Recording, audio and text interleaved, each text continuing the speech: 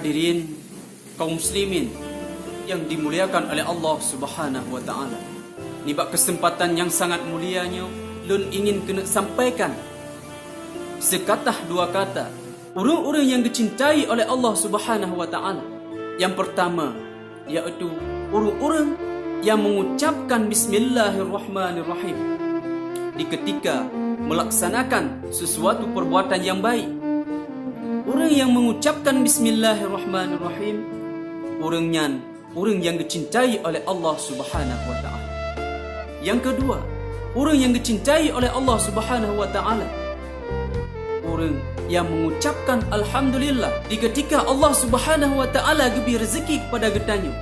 Baik rezeki tersebut nit ataupun le, getanya selalu mengucapkan alhamdulillahi rabbil alamin. Orang yang dicintai oleh Allah Subhanahu wa taala iaitu orang-orang yang berselawat kepada baginda Nabi Muhammad sallallahu alaihi wasallam. Bahkan kitanya dicinta oleh Allah taala dengan tamu selawat kepada Rasulullah karena Rasulullah adalah kekasihnya Allah.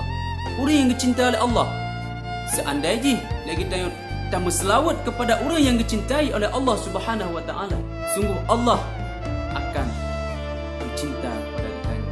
Sekurang-kurang selawat yang kitanya ucapkan, Allahumma salli ala sayyidina Muhammad.